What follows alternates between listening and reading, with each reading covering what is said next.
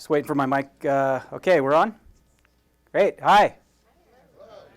Welcome. This is an historic moment for EffectiveUI. I won't get too dramatic about it, but I'll just say we have a great afternoon in store for you. I'll be kicking things off, then we have a few other speakers. We'll do a little bit of Q&A after the speakers go, but there's also an opportunity for small group discussion. Following the last speaker, we'll switch into a different room at that point.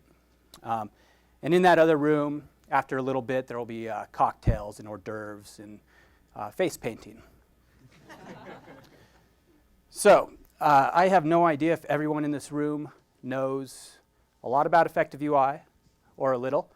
So before I get into the topic of today around innovation, I just wanted to briefly discuss what it is that we do.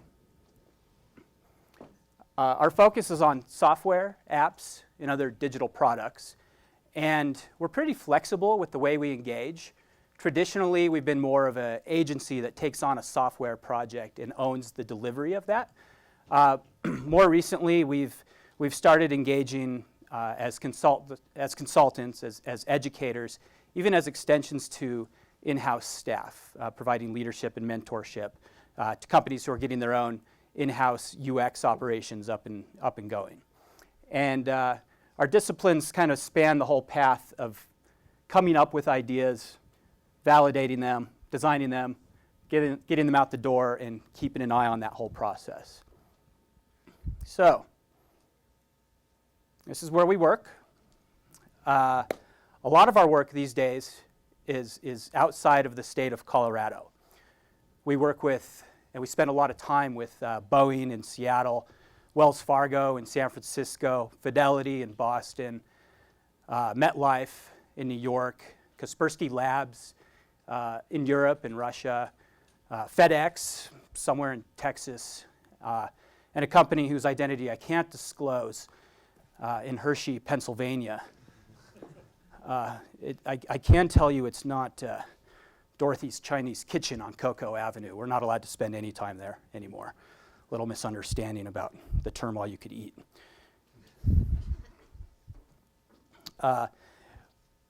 So as I said, we do spend a lot of time outside the state. We want to spend more time inside the state. We like working within our own community. And so more recently, we've been working with, I'd say about 5 local companies. Let's see, there's Water for People, CenturyLink, starting to work with Children's Hospital, Leprino Foods. There's one more in that mix I'm forgetting. But we've enjoyed it. We've enjoyed working within our own community, and we've wanted to do more of that. So we thought it would be a good idea to meet more of our neighbors. And as we brainstormed ways of making that happen, we settled on the idea of an event, this one. Now, we have some experience, a couple people on our team have experience kind of tying into existing events like South by Southwest or the Forrester Customer Experience Forum, hosting receptions at those events. But the thing is, until now, we've never put on an event of our own. So as we thought about what that event could be, we looked at the list of companies in the area, brainstormed it. We realized it had to be an idea that appealed to everyone. And we settled on the idea of innovation. It's a pretty safe bet in this case. I suppose the first challenge was kind of figuring out where we would host this thing. And I consulted my handy guidebook on that, Event Planning for Dummies. And it said that innovations themed around events should always be held in art museums. Makes sense. The next big problem we wrestled with is the notion that an event focused on innovation, there's this notion that that event itself should be innovative. That something at that event should happen that's never happened before in the course of humankind. So with that in mind, I considered the idea of a large group ideation where we all get on stage, but we'd add a little bit of something different to this mix. We would pair humans and rattlesnakes to heighten the senses. And then I realized, thank God, that innovation isn't just about original thinking. Every company has plenty of good ideas, and there are plenty of techniques for coming up with good ideas. It feels like the bigger challenge with innovation is taking those good ideas and bringing them to fruition. We have some techniques we use on our own at EffectiveUI with our clients to help make that happen, kind of in this middle space here around validation and prototyping. I'm going to show you one of our prototypes just real quick, and these things are great for a few reasons. One, when design is being handed over to developers, that transition is a lot more effective if there's a great prototype in place rather than just a big requirements doc. But more than that, prototyping is extremely helpful for painting a picture of what it is that you want to go out and build to executive teams. So we just put one together for Water for People. I'll just, see if I can get this going. This was just shown at World Water Week a couple weeks ago in Stockholm, which is the big annual water conference. I'm not going to spend too much time on it other than to say this was all done at the design stage and with some HTML, but it really kind of gives you an idea of sort of reimagining reporting in the nonprofit world. And it definitely got a lot of traction at World Water Week. It even showed up in Times Square back in the States. And we had a hashtag on it for feedback on Twitter because that's part of prototyping. It's not just putting something out there so you can get a green light, but it's actually putting it out there so you can make that thing better. Another thing we do with companies is we build business cases. We work with them to put together the business story on why an investment would make sense. And we often accompany those business cases with these videos we produce called vision demos. This is one we put together for the Blue Angels website in order to get this green lighted to go from design to development. This was a project we were doing. It was funded by Microsoft to showcase Silverlight and HTML5.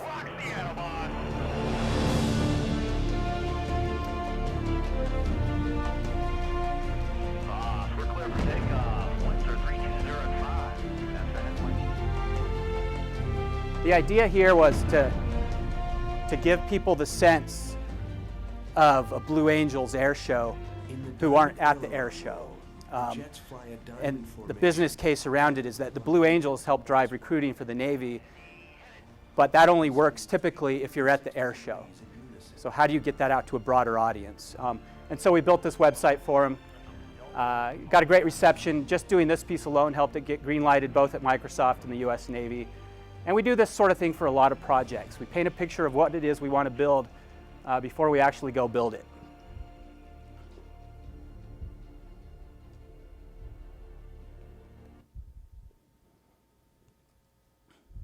But even with these tools, there are still major roadblocks to overcome. At so many companies, there's this natural urge to put innovation on the back burner with the excuse of needing to focus on executing better on the base business before we can do new things or scale up. And I totally empathize with that. I mean, for putting this presentation together, putting this event together, I think we were all faced with a difficult challenge of do we focus on the work we have with our existing clients or on this event? And very stressful situation, totally empathize with it. For me, there was just no way I could put my clients on the back burner, so I just kind of put this together during the Broncos game. And you can probably tell, but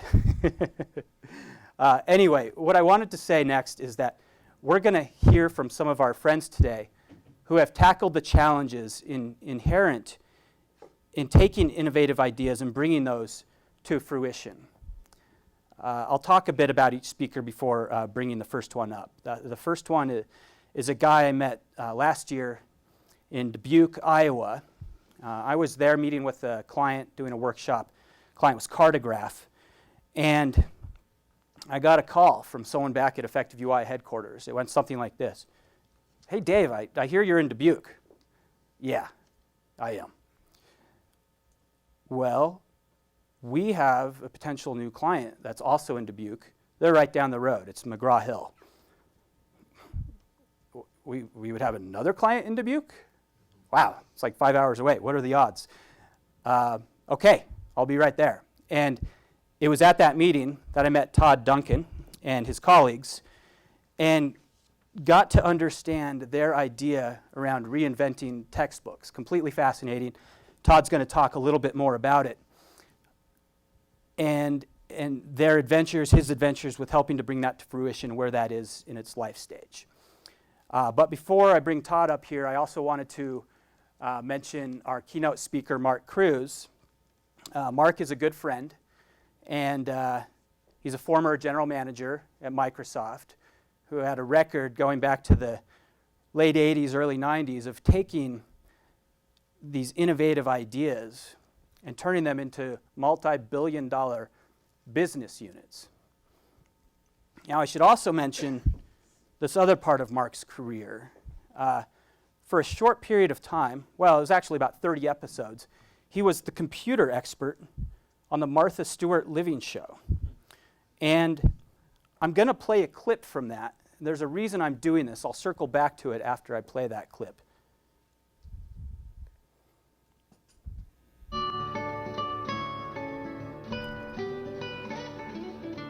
Friends and family used to keep in touch by writing letters. My mother prefers writing letters to almost any other kind of communication.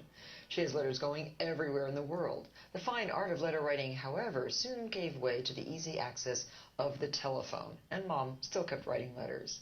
Today, computer email is the fastest growing way to communicate, and our friend and computer expert Mark Cruz is here with me to demystify and share some of the finer points of emailing. And you know what, Mark? I'm giving my mom her first computer set up with email. That'll be great. Yep, they're installing the phone line this week in their house. She'll be emailing you at 2 in the morning before you know it. I think she will. But look what I have here. You have a lot of email. Can you tell me how to set up email? Sure. The basic list of things you need to get set up to be sending and receiving email is, first, you obviously need a computer with a modem. But the next really important decision is that you need an internet service provider, also known as an ISP. What are the most commonly used internet service providers? Your phone company, they're all expanding into that business, so AT&T or NYNEX or Ameritech, all are internet service providers. In fact, a good place to look to find an internet service provider is in the Yellow Pages. Oh, really? And under Internet, I for Internet, and there you'll find a list of local internet service providers. Think of an internet service provider as your on-ramp to the Internet, because your computer here doesn't really connect directly to the Internet.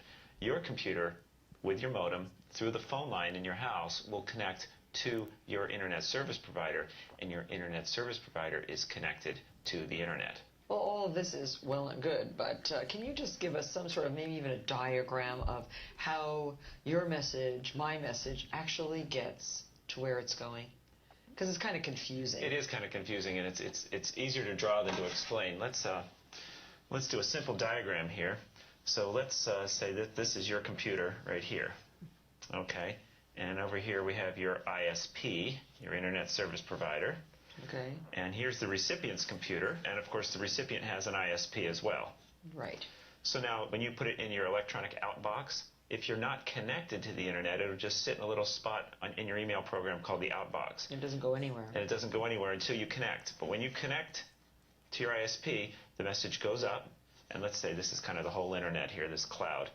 And that message then gets routed through, and it's looking for the name of the recipient's ISP.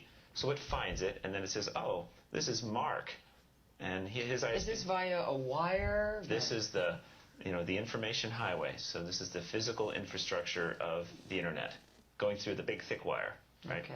So it moves through, and then it finds the ISP of the recipient. That message kind of gets parked in that person's message store, and then when they connect, that message gets sent right down to their mail program and lands in their inbox. And if everybody's connected all at once, this can happen in a matter of minutes. All right, so you get the picture. And the funny thing is, in the span of human history, that happened yesterday. And think about how different the world is today in just such a short period of time. And that's really why we're here today.